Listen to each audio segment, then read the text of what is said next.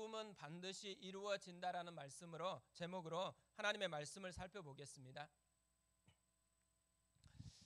오늘은 설교를 지난주에 있었던 제가 경험했던 두 가지 이야기를 하는 것으로 시작하려고 합니다. 지난주에 저는 분당우리교회에서 같이 파트너로 사역했었던 전도사님을 만나서 오랜만에 이야기를 나누었습니다. 외모는 이제 할머니가 되셨더라고요. 그런데 감성하고 열정은 정말 소녀 같았습니다. 자기 곁에 있는 잃어버린 영혼을 향한 그들을 살리고자 하는 마음이 너무너무 많이 배어 있는 것입니다. 그리고 50대를 보내달라고 그렇게 기도하고 있대요. 60대에서 자신이 살아보니까 50대에 이것을 알면 너무 좋겠다라는 생각이 들어가지고 이 50대 분들에게 하나님의 꿈으로 60대를 살 수 있는 비결을 알려주고 싶어가지고 50대를 좀 보내달라고 그렇게 기도를 한대요. 근데 신기한 것은요, 요즘에 한 명 한 명 만나는데 만나는 사람마다 50대래요. 그래서 한 분을 만나면 가슴이 뛰는 거예요. 이 50대를 그냥 우연히 만난 게 아니고 하나님이 이 사람을 보내주셨다고 생각하니까 너무 가슴이 뛰는 그런 삶이 이루어지고 있다고 이야기를 하는 것입니다. 이야기를 듣는데요, 하나하나 속에 열정이 담겨 있는 거예요. 하나하나 속에 너무 마음속에 뜨거운 것들이 가득가득 담겨 있었습니다. 60대가 훌쩍 넘는 진짜 외모로는 할머니시거든요. 근데 어떻게 이런 뜨거운 열정을 가지고 살아갈 수가 있을까요? 하나님의 꿈을 발견했기 때문이라는 거예요. 하나님의 꿈을 가슴에 품고 있기 때문에 그런 거죠. 하나님의 꿈이 자신의 삶을 이끌어가고 있기 때문이라는 거예요. 그날 저는 이야기 마치고 나서요, 마음에 정말 여러 가지 것들이 생각이 났습니다. 꿈을 꾸면 정말 늙지 않는구나. 우리 예전에 이런 말 들었잖아요. 나이가 들어서 늙은 것이 아니라 꿈이 없어서 늙은 것이라는 말. 근데 이 말이 진짜더라고요. 또 하나, 꿈을 꾸면요, 환경의 제한을 받지 않더라고요. 환경을 뛰어넘어서 살아가더라고요. 이분이 환경이 너무 좋기 때문에 이렇게 말하는 게 아니에요. 여전히 어려움 가운데 있어요. 그럼에도 불구하고요, 꿈이 자신을 이끌어가니까 환경에 이끌리지를 않는 거예요. 꿈이 우리를 이끌지 않으면 결국 환경이 우리를 이끌어간다라는 것을 또다시 배웠습니다. 하나님의 꿈을 꾸기 시작하니까 달라지기 시작하는 거예요. 생각하는 것도 달라지고 보는 것도 달라지더라고요. 가족을 보는 것도 달라졌고요. 한 사람 한 사람 만나는데 그 만나는 사람을 보는 눈들이 완전히 달라져 있는 것입니다. 꿈을 꾼다라는 것은 우리를 달라지게 만드는 힘이 있다라는 것을 발견하게 되었죠. 그래서 저절로 기도가 나오더라고요. 하나님, 저도 꿈꾸는 인생 되게 도와주시옵소서. 다시 꿈을 꾸게 도와주시옵소서. 저만이 아니고 하나님, 하늘꿈 교회 성도들 한 분 한 분이 꿈꾸는 사람 되게 해 주옵소서. 하나님의 꿈을 발견하고 하나님의 꿈을 품고 그 하나님의 꿈 때문에 가슴이 뛸 수 있도록 하나님께서 은혜를 베풀어 주시옵소서. 또 한 가지 있었던 것은요, 한 해가 시작되어지니까 저도 성경을 통독하고 있거든요. 지난주에 창세기 말씀을 다 읽었습니다. 그런데 저에게 특별히 마음이 갔었던 부분이 어디냐면 요셉의 어린 시절의 모습이었습니다. 다 아시는 것처럼요, 요셉의 어린 시절에 요셉은 두 가지를 잘했습니다. 하나는 형들의 잘못을 아버지께 고자질을 잘했어요. 또 하나는 꿈을 꾸고 그 꿈을 자랑질하는 것을 잘했습니다. 요셉 같은 애 옆에 있으면 굉장히 기분 나쁠 수밖에 없어요. 창세기 37장 5절에서는요, 이때 상황을 이렇게 표현해 놓았어요. 요셉이 꿈을 꾸고 자기 형들에게 말하며 그들이 그를 더욱 미워하였더라. 굉장히 대비되는 두 얼굴이 있는 거잖아요. 너무 꿈 때문에 신나가지고 막 얘기하고 있는 요셉, 그리고 그 얘기를 들으면서 점점 분노로 일그러지는 얼굴을 하고 있는 형들입니다. 이 분노 때문에요, 요셉을 죽이려고 하다가 노예상에 팔아버리게 되는 그런 이유가 생기는 거죠. 그런데 요셉을 죽이려고 했을 때요, 형들이 이때 놀라운 이야기를 하고 있더라고요. 창세기 37장 19절부터는 이때의 상황을 이렇게 기록해 놓았습니다. 서로 이르되 꿈꾸는 자가 오는도다. 자, 그를 죽여 한 구덩이에 던지고 우리가 말하기를 악한 짐승이 그를 잡아먹었다 하자. 그의 꿈이 어떻게 되는지를 우리가 볼 것이니라 하는지라. 저는 이 두 가지 표현이요, 굉장히 소름이 돋더라고요. 꿈꾸는 자가 오는도다. 또 하나는요, 그의 꿈이 어떻게 되는지를 우리가 볼 것이니라. 형들이 지금 뭐에 집중하고 있다라는 거예요? 꿈에 집중을 하고 있는 거예요. 요셉의 꿈에 지금 형들이 집중을 하고 있어요. 근데 불행한 건 뭐예요? 이 꿈이 요셉에게는 너무 가슴이 뛰게 했는데 형들에게는 분노가 되고 사람을 죽이려고 하고 있는 그런 모습이 되고 있어요. 왜 그럴까요? 자기 꿈이 아니니까. 자기가 꾸는 꿈이 아니니까 이런 분노가 지금 일어나고 있는 모습이라는 거죠. 이 하나님이 주신 꿈 때문에 요셉은 아픔을 겪게 되어집니다. 근데 더 놀라운 한 가지는요, 이 아픔 때문에 요셉의 꿈이 이루어진다라는 거예요. 요셉의 아픔이 꿈을 이루는 하나님의 통로가 되었다라는 것이죠. 저는 지난 한 주간요, 계속해서 이 꿈에 대해서 많이 생각을 했습니다. 왜 이 꿈을 많이 생각했냐면, 오늘 말씀을 보면서요, 오늘 말씀 속에서 꿈을 꾸시는 하나님이 보였기 때문에 그렇습니다. 오늘 말씀은 하나님이 주신 환상이에요. 비전이에요. 하나님의 약속입니다. 이걸 모으면 뭐예요? 하나님의 꿈이라는 것이죠. 마른 뼈들을 보면서 하나님은 꿈을 꾸시고 계셨습니다. 그뿐만 아니라 하나님은 그 꿈을 이루세요. 꿈을 현실로 바꾸신다라는 것이죠. 에스겔서 37장 11절부터 이렇게 되어 있습니다. 우리 같이 한번 읽어보겠습니다. 또 내게 이르시되 인자야, 이 뼈들을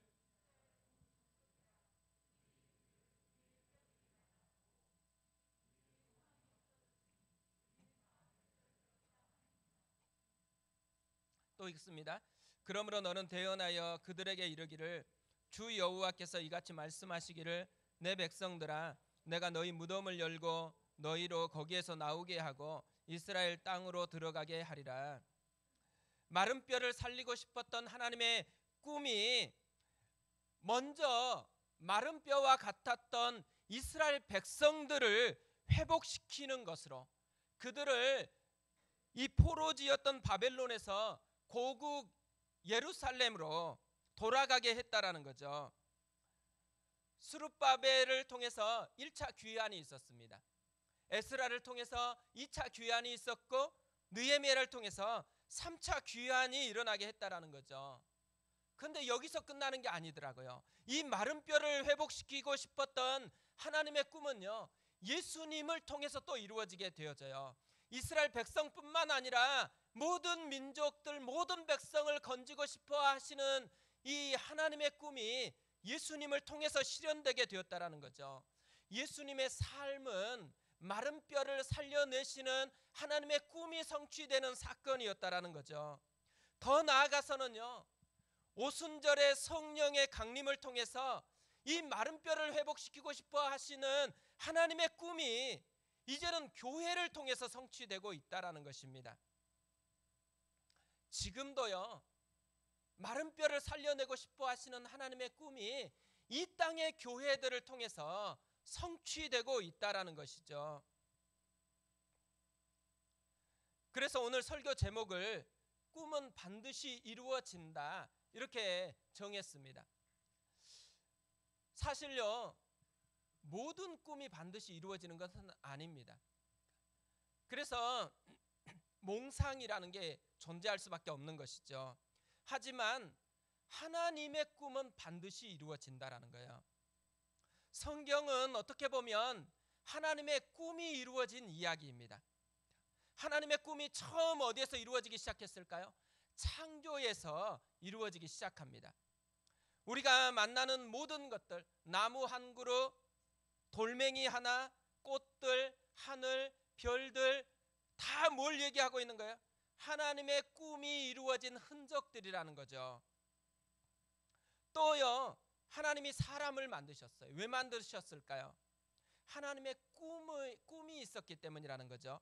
창세기 1장 26절에서 이렇게 말씀합니다. 하나님이 이르시되 우리의 형상을 따라 우리의 모양대로 우리가 사람을 만들고 그들로 바다의 물고기와 하늘의 새와 가축과 온 땅과 땅에 기는 모든 것을 다스리게 하자 하시고, 사람을 만드신 이유를 이렇게 얘기하죠. 바다의 물고기와 하늘의 새와 가축과 온 땅과 땅에 기는 모든 것을 다스리게 하자. 이 모든 것들은 뭘 의미해요? 하나님의 꿈이 만든 흔적들이잖아요. 이 하나님이 만든 모든 흔적들을 다스리게 하자. 이 말은 무슨 의미겠어요? 하나님의 꿈을 함께 꾸자라는 거예요. 하나님의 꿈을 함께 누리자라는 말인 것이죠. 하나하나 하나님이 만들어 놓은 이 하나님의 꿈의 흔적들을 보면서 하나님의 위대하심을 발견하라는 거예요. 숨막히게 압도하시는 하나님의 영광을 맛보고 그 영광을 노래하고 그 영광을 경배하는 그 사람이 되도록 우리를 지으셨다라는 것이죠. 하나님은요, 혼자 꿈꾸시는 분이 아니다라는 거예요.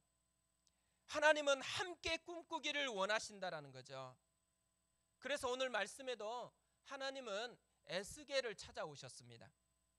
하나님이 직접 하면 더 쉬울 것 같은데 에스겔을 통해서 마른 뼈를 살려내신다라는 거죠. 하나님이 에스겔에게 이 뼈들이 능히 살겠느냐 이렇게 물으셨습니다. 저는 이 물음은 이렇게 바꿀 수 있다고 생각합니다. 나와 함께 꿈꾸지 않겠니? 마른 뼈들을 살리시는 하나님의 꿈에 너도 함께 하지 않겠니? 하나님의 꿈으로의 초대라는 것이죠. 하나님과 함께 하나님의 꿈이 현실이 되어지는 그 영광의 현장에 함께 하자라고 부르셨다라는 거예요. 저는 하나님께서 지금 이 시대에도 에스겔을 찾으신다고 생각합니다. 하나님이 지금 이 시대에 찾으시는 에스겔은 누구일까요? 저는 우리가 하나님이 찾으시는 에스겔이라고 생각합니다. 저는 우리 교회가 하나님이 찾으시는 에스겔들의 공동체라고 생각을 합니다. 우리 교회는 제가 개척하고 싶어서 개척한 교회가 아닙니다. 사실 개척하라고 그렇게 얘기하는 분도 그렇게 많지 않았습니다. 오히려 개척을 조금 더뎠다가 나중에 이제 일만성도 파송할 때 그때 같이 했으면 좋겠다라는 그 얘기를 너무 많이 들었습니다. 그런데 우리 교회는 시작되었죠. 교회 1.0. 왜 시작됐을까요? 하나님이 말씀을 주셨기 때문에 그렇습니다. 저는 특별히 3가지 말씀을 강하게 받았습니다. 맨 처음 받은 말씀은 이사야 6장 말씀이었습니다. 우시야 왕이 죽던 해에 이사야는 성전에서 하나님의 비전을 보았습니다. 주께서 높이 들린 보좌에 앉으셨고 그의 옷자락은 성전에 가득하였고 천사들은 노래합니다. 거룩하다 거룩하다 거룩하다 만군의 여호와여, 그의 영광이 온 땅에 충만하도다. 그날 이사야의 인생이 바뀌었습니다. 하나님의 꿈이 이사야의 인생을 송두리째 바꿔놓았다라는 거죠. 하나님은 저에게 이렇게 말씀하시는 것 같았습니다. 한 사람의 인생을 위대하게 바꿀 수 있는 그런 하나님의 영광을 경험하는 또 다른 예배 공동체가 필요하단다. 그래서 개척하라는 메시지로 이 말씀을 받았습니다. 두 번째 받은 말씀은 마태복음 16장 18절 말씀이었습니다. 또 내가 네게 이르노니 너는 베드로라. 내가 이 반석 위에 내 교회를 세우리니 음부의 권세가 이기지 못하리라. 내가 내 교회를 세우리니, 교회는 하나님의 능력으로 사람의 능력으로 세워지는 것 아닙니다. 사람의 결심과 계획으로 세워지는 것이 아니라는 거죠. 교회는 예수님이 세우겠다라고 그렇게 약속을 하셨습니다. 그때부터 저는 예수님이 주인이 되는 그런 교회가 필요하다라고 그렇게 느꼈습니다. 예수님께서 세우시고 예수님이 다스리는 그 교회를 맛보아야 된다라고 생각을 했습니다. 그래서 사람들을 컨택하는 것을 하지 않고 주님이 보내주실 것이라고 믿고 부르심에 의해서 세워지는 교회를 꿈꾸면서 우리가 여기까지 온 것이죠. 그리고 마지막으로 받았던 말씀, 사도행전 18장 9절 10절 말씀입니다. 밤에 주께서 환상 가운데 바울에게 말씀하시되 두려워하지 말며 침묵하지 말고 말하라. 내가 너와 함께 있음에 어떤 사람도 너를 대적하여 해롭게 할 자가 없을 것이니 이는 이 성중에 내 백성이 많음이라 하시더라. 이 성중에 내 백성이 많으리라. 우리가 살아가는 그곳에 하나님이 살리고자 하는 마른 뼈와 같은 백성이 많다라는 거예요. 그 사람을 살려내라는 것이죠. 우리가 이곳에서 지금 예배를 드리고 있습니다. 이 페이스톤으로 오는 것도 우리가 오고 싶어서 온 게 아니었습니다. 하나님께서 특별하게 그냥 연결시켜 주셨습니다. 그런데 이곳에 하나님이 왜 보내셨겠어요? 우리가 살려야 할 마른 뼈와 같은 하나님의 백성이 많다라는 것이에요. 그래서 그 백성을 살려내라고 우리를 이곳에 보내주셨다라는 것이죠. 저는 이 말씀들을 종합해 가지고 한마디로 하나님의 꿈이라고 그렇게 정리를 했습니다. 우리 교회 그래서 타이틀을요, 하나님의 꿈을 꾸는 사람들이라고 정했어요. 원래는 교회 이름을 정할 때 하나님의 꿈을 꾸는 사람들 교회 이렇게 정하려고 그랬거든요. 근데 너무 긴 거예요. 전화가 왔는데 하나님의 꿈을 꾸는 사람들 교회입니다. 그러면 전화 끊어버릴 것 같아요. 그래가지고 그러면 이걸 조금 압축해가지고 하나님의 꿈 교회 이러려고 그랬거든요. 그런데 약간 이단 냄새 같이 그렇게 나가지고 그래서 그냥 좀 바꿔가지고 하늘 꿈 교회라고 그렇게 이름을 정했습니다. 하나님의 꿈으로 시작된 교회였다라는 거죠. 작년에 교회 2.0을 선언을 했습니다. 그러다 보니까 자꾸만 교회 2.0이 뭐냐고 계속 물어보시더라고요. 근데 교회 2.0이 뭔지를 이제부터 설명해 드리려고 그래요. 교회 2.0을 선언한 것은 두 가지 이유 때문에 그래요. 하나는 코로나를 지나면서요, 이게 길어지니까 어느 순간에 보니까 우리가 꿈꾸는 것 같지 않다라는 생각이 들었습니다.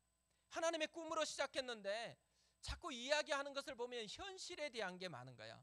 우리 공동체 안에 뭐가 부족한지, 뭐가 조금 아쉬운지 이런 것들을 계속해서 이야기하는 것들이 많아지는 거예요. 그러다 보니까 저도 그거에 계속 마음이 가다 보니까 저도 힘들고 흔들리는 것들이 참 많았습니다.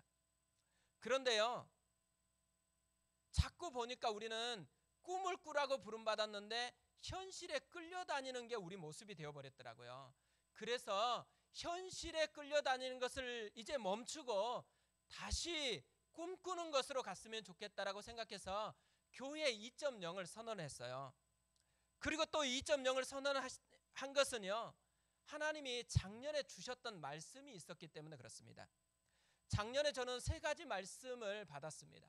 이것이 하나님이 우리 교회를 향한 메시지라는 생각이 참 많이 들었습니다. 하나는 작년 온가족 수련회에서 전한 요한복음 14장 12절 말씀입니다. 내가 진실로 진실로 너희에게 이르노니 나를 믿는 자는 내가 하는 일을 그도 할 것이요 또한 그보다 큰 일도 하리니 이는 내가 아버지께로 감이니라. 또 하나는요, 우리가 지금 살펴보고 있는 에스겔 37장 말씀입니다. 이 말씀은 마른 뼈를 살려내는 하나님의 비전에 대한 것이죠. 또 마지막 세 번째로는요, 에스겔 47장에 나오는 생수의 강에 대한 비전입니다. 근데 이 에스겔 37장과 에스겔 47장은 공통점이 하나 있죠. 비전에 대한 말씀이라는 거예요. 환상에 대한 말씀이고 꿈에 대한 말씀입니다. 저는 이 말씀을 작년 한 해 계속 묵상했거든요. 마른 뼈를 묵상했을 때는 사실은 제가 지치다 보니까 제가 마른 뼈처럼 생각이 됐습니다. 그래서 하나님께서 마른 뼈와 같은 내 심령을 살려내고 싶어 하신다라는 이 마음이 참 많이 들었습니다. 그런데 이 말씀을 계속해서 묵상하다 보니까요, 다시 꿈을 회복하라는 메시지로 들리는 것입니다. 다시 꿈을 꾸는 사람으로, 꿈이 이끌어가는 것으로 교회의 방향이 다시 새로워져야 된다라는 이 메시지로 들리는 것입니다. 그래서 작년에 원래는 9월 달에 이 말씀을 선포하고 싶었거든요. 그런데 9월 달에 선포하려고 해봤더니만요, 이걸 선포하면은 그때는 꿈이 아니고 다 짐으로 느껴질 것 같더라고요. 사람들이 막 지쳐있고 막 이런데 이걸 얘기를 하면 꿈꾸는 게 아니고 또 뭔가 해라는 것 같은 부담으로 느낄 것 같은 그런 생각이 참 많이 들었습니다. 그래서 아끼고 아꼈다가 송구 영신 예배부터 이 말씀을 전하는 것으로 마음을 정했습니다. 그리고 1월 달 계속해서 이 말씀을 우리가 살펴보고 있는 것이죠. 새해잖아요. 새해는 기본적으로 꿈을 생각하는 때잖아요. 그런데 하나님이 우리에게 주시는 그 꿈을 생각하고 그 꿈이 우리를 끌고 가는 삶, 이 모습이 우리의 모습이 되었으면 좋겠다라는 생각을 했습니다. 저는 이 두 가지 비전의 말씀을 녹여서요, 세 가지 포인트로 우리 교회 2.0을 정리를 해보았어요. 본질은 더 깊고 공동체는 더 진실하고 영향력은 더 넓은 교회입니다. 뭔 말인지 잘 모를 수도 있는데요, 계속 이제 말씀을 전하면서 이게 훨씬 더 어떤 의미인지 선명하게 드러날 거라고 생각합니다. 그리고 한마디로 우리 교회 타이틀을 이렇게 정했어요. 데리고 오고 싶은 교회. 한번 데리고 왔는데 또 오고 싶은 그 교회를 만드는 것, 이것이 교회 2.0의 비전인 거죠. 서울대가 멀다고 안 가는 사람은 아무도 없습니다. 저는 우리 교회를 이곳으로 하나님이 보내셨을 때요, 이미 아파트와도 거리가 멀고 여기는 진입하기 굉장히 어려워요. 그런데 우리를 이곳에 보냈다라는 말은 서울대 같은 교회가 되라고 보냈다고 생각합니다. 서울대 사실 꼴짝에 있어요. 그리고 멀어요. 근데 갑니다. 왜 가죠? 서울대니까 가요. 우리 교회에 사람들이 와야 된다고 생각합니다. 왜 와야 될까요? 진짜 생명이 있는 교회니까, 본질이 살아있는 교회니까 자긍심을 가지고 오는 교회. 그래서 우리가 10년, 20년 지나서요, 이렇게 얘기할 수 있을 거라고 저는 확신해요. 우리 교회는 굉장히 꼴짝이었고 진입하기도 굉장히 어려웠는데 어떻게 이렇게 많은 사람들의 영혼을 살려낼 수 있었을까? 하나님이 여기 계셨기 때문에, 하나님의 꿈이 우리 속에서 역사했기 때문에 우리가 그 꿈을 함께 경험했다라고 얘기할 수 있는 그 교회가 될 것이라고 생각을 합니다. 정말 생명이 있는 교회가 되는 거, 그러니까 본질이 더 깊은 교회가 되는 거라는 의미이겠죠. 에스겔서 37장 말씀은요, 어떤 면에서는 본질에 대해서 얘기하는 말씀이라고 생각합니다. 나중에 두 가지는요, 또 다른 말씀을 통해서 또 이렇게 살펴보려고 해요. 우리가 이 에스겔 37장을 통해서 우리 교회 가운데 주시는 메시지를 우리가 붙들어야 되는 본질이 뭔가를 더 강하게 붙잡았으면 좋겠는데요. 본질 중에 본질은 복음을 경험하는 것입니다. 복음이 영혼을 살려내는 것을 경험하는 것이죠. 그래서 복음을 통해서 정말 수많은 마른 뼈들이 살아나는 것을 맛보는 것입니다. 근데 우리는 5년간 이렇게 살펴보면요, 일이 계속해서 일어났어요. 믿지 않는 분들이 와서 복음을 경험하고 예수 그리스도를 영접하고 세례를 받는 것이 우리 교회의 모습이었습니다. 어제 신방을 했는데요, 참 눈물이 많이 흘렸습니다. 많은 아픔도 있었고 상처도 있었고, 또 그러다 보니까 하나님을 향한 마음이 어렵고 힘든 것이에요. 그렇다고 이런 힘겨운 것 때문에 흘린 눈물은 아니었습니다. 하나님께서 주신 고린도후서 5장 17절 말씀을 나누었거든요. 그런즉 누구든지 그리스도 안에 있으면 새로운 피조물이라, 이전 것은 지나갔으니 보라 새 것이 되었도다. 저는 예수 그리스도 안에 있다라는 것이 무엇인지를 설명을 좀 해드렸습니다. 예수 안에 있다라는 것은 그냥 교회 다니는 것을 의미하는 게 아닙니다. 봉사를 하는 것도 아닙니다. 예수 그리스도 안에 있다라는 것은 예수님이 십자가에 달리셨을 때 우리도 예수님과 함께 십자가에서 달렸다라는 것을 의미하는 것이죠. 예수님의 십자가가 나의 십자가가 된다라는 것이에요. 예수님이 십자가에 달렸을 때 우리가 자꾸 오해하는 게 있더라고요. 예수님만 십자가에 죽었다고 생각하는 거예요.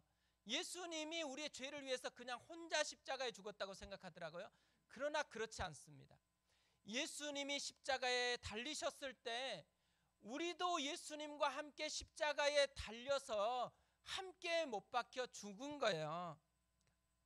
예수님이 십자가에 달리신 그날 우리의 상처, 우리의 아픔, 모든 죄를 허물을 가지고 십자가에 함께 못 박혔습니다.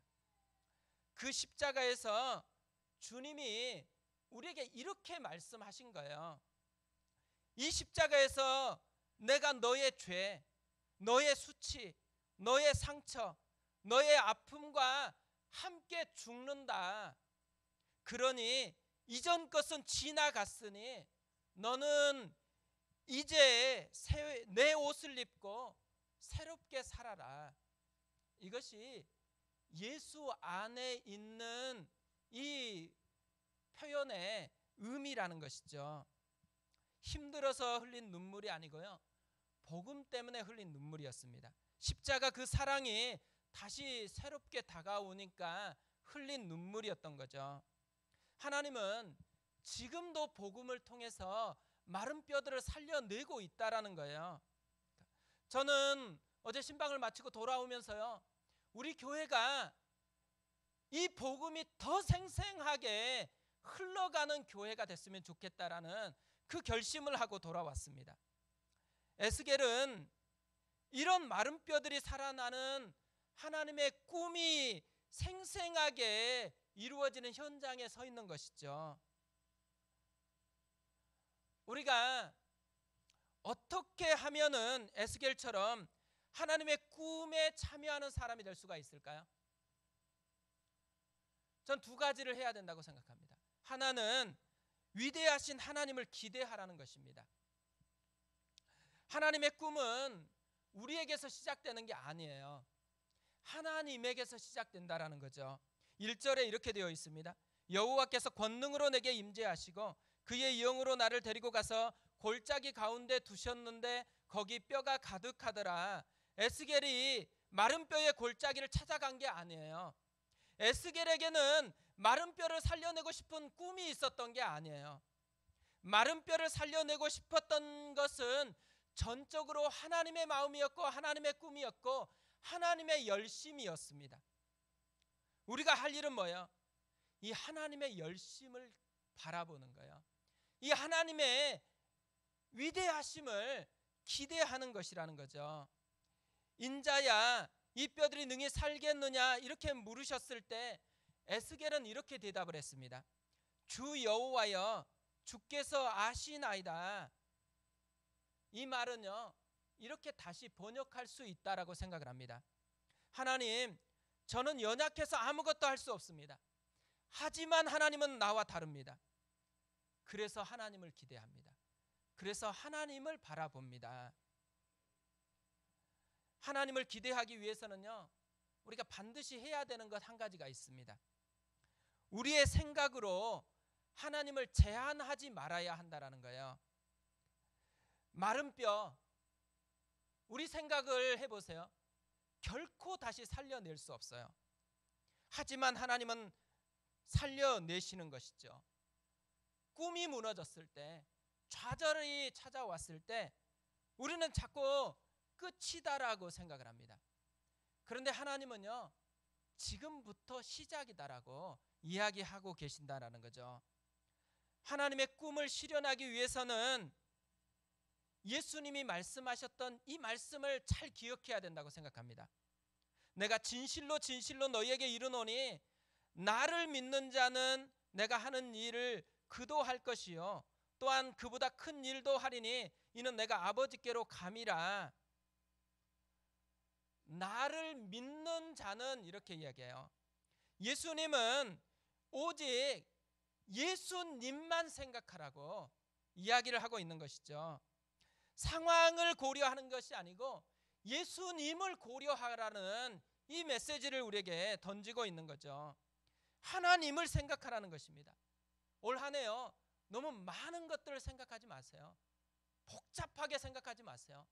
복잡한 것들이 생각이 되어지면 그때부터는 예수님을 생각하세요. 하나님을 생각하세요. 우리 교회에서는 등록하시는 분들에게 액자를 선물하거든요. 이 액자에는 큰 글씨로 이렇게 쓰여져 있습니다. 예수를 깊이 생각하라. 그리고 작은 글씨로 히브리서 3장 1절 말씀이 기록되어 있어요. 그러므로 함께 하늘의 부르심을 받은 거룩한 형제들아, 우리가 믿는 도리의 사도이시며 대제사장이신 예수를 깊이 생각하라. 2023년 한 해 예수를 깊이 생각했으면 좋겠습니다.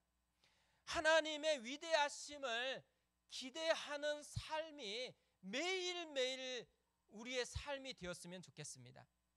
하나님의 꿈을 참여하려면요 우리가 또 하나 해야 될 것이 있습니다. 하나님을 위해서 위대한 일을 시도하라는 것이죠. 우리가 비를 경험하고 싶으면 비 속으로 뛰어들어야 합니다. 베드로는 예수님처럼 바다 위를 걷고 싶었습니다. 그래서 바다 위로 뛰어내렸습니다.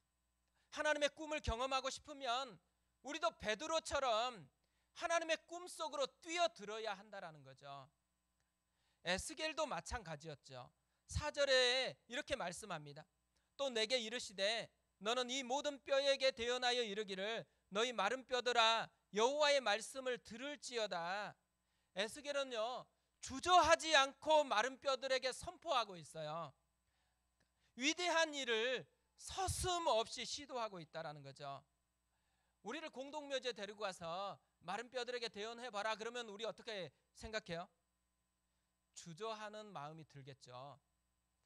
사실 우리 마음속 깊은 곳에는 불안함이 있습니다. 두려움이 있죠. 혹시 안 되면 어떻게 하지? 이렇게 해봤는데 안 되면 어떻게 하지? 이런 속삭임이요 계속 우리 속에 일어납니다. 그래서 시도하는 것을 주저하는 것이잖아요. 하나님의 말씀이 없어서 꿈이 없어서 주저하는 것 아니에요. 말씀은 있어요. 그런데 우리 속에 이 불안이 믿음보다 더 크게 작동하는 것이죠. 믿음이 불안보다 더 크게 작동해야 되는데 반대가 될 경우가 많이 있다라는 것입니다. 믿음의 사람들은 어떤 사람들이었어요? 실력 있는 사람이 아니에요. 믿음이 불안보다 크게 작동하는 사람이었다라는 거죠. 올 한 해 우리가 해야 되는 진짜 중요한 것, 믿음이 모든 두려움과 불안보다 크게 작동하는 삶을 살아가는 거예요. 우리가 아이들에게요, 올 한 해는 내 눈에 거스린다고 자꾸 불안을 이야기하지 않았으면 좋겠습니다. 불안하면 불안할수록 하나님의 크심을 이야기했으면 좋겠어요. 하나님이 우리 속에 여전히 살아계시다라는 믿음을 선포하는 그런 한 해가 됐으면 좋겠습니다. 저는 한 주간 찬양을 뭘로 할 것인가 이렇게 묵상하다가요, 떠올랐던 찬양이 있어요. 주님 여기 계시기에라는 찬양입니다. 주님 여기 계시기에 이 깊은 바다가 반석이 되고, 주님 여기 계시기에 반석 위를 내가 걸어가리라. 주님 여기 계시기에 거친 파도가 반석이 되고, 주님 여기 계시기에 반석 위를 내가 걷습니다. 예수님은 약속을 하셨어요. 볼지어다 세상 끝날까지 내가 너희와 항상 함께 하리라. 올 한 해 분명한 것 한 가지가 있습니다. 예수님은 약속한 대로 우리와 함께 하실 거예요. 가정에서도 직장에서도 어떤 곳에도 예수님은 분명히 함께 하실 것입니다. 그렇기 때문에 우리가 해야 되는 것, 주님 여기 계시기에 위대한 시도를 우리도 해야 한다라는 것이죠. 올 한 해 우리가 위대한 시도들을 해보았으면 좋겠습니다. 하나님이 꿈꾸시는 것을 해보는 거죠. 에스겔처럼 마른 뼈와 같은 영혼들을 데리고 오는 거예요. 복음을 전해주는 거예요. 말씀을 선포해 보는 것이죠. 하나님 앞에 예배로 더 나아가 보는 거예요. 말씀대로 선포하고 살아보는 거예요. 하나님이 꿈꾸시는 위대한 것이라고 생각되어지면 그것이 어떠한 것이든지 주님이 여기 계시기에 함께 할 것이기에 믿음이 작동되어서 도전해 보는 것, 이것이 우리가 해보는 도전이었으면 좋겠습니다. 저는 올해와 내년이 우리 교회가 미래를 만들, 그 온전한 미래의 터전을 만들 기회라고 생각합니다. 그래서 올해 내년에는 우리 모두가 시도하는 것에 열심을 냈으면 좋겠습니다. 이때까지 저는 기다리는 삶을 살았습니다. 마음이 일어날 때까지 기다렸습니다. 올해부터는 도전하는 것으로 전환하려고 합니다. 한 사람 한 사람이 도전해서 이때를 놓치면 안 되는 거죠. 2년간 도전해서 하나님이 우리 교회를 통해서 꿈꾸시는 것이 이루어지게 하는 것, 이것이 교회 2.0으로 가는 우리의 모습이 되었으면 좋겠습니다. 윌리엄 캐리 선교사가 이 말을 했습니다. 하나님으로부터 위대한 일을 기대하라. 하나님을 위해 위대한 일을 시도하라. 우리가 이 삶이 되었으면 좋겠습니다. 우리 함께 이것을 마음을 담아서 외치고요, 찬양하고 기도하도록 하겠습니다. 우리 같이 한번 힘차게 우리 손을 쥐고 한번 외쳐보겠습니다. 하나님으로부터 위대한 일을 기대하라. 하나님을 위해 위대한 일을 시도하라. 위대한 일을 시도하라. 우리 같이 찬양하겠습니다. 주가 일하시네, 주가 일하시네라는 찬양입니다. 날이 저물어 갈 때, 빈들에서 걸을 때, 그때가 하나님의 때, 내 힘으로 안 될 때 빈손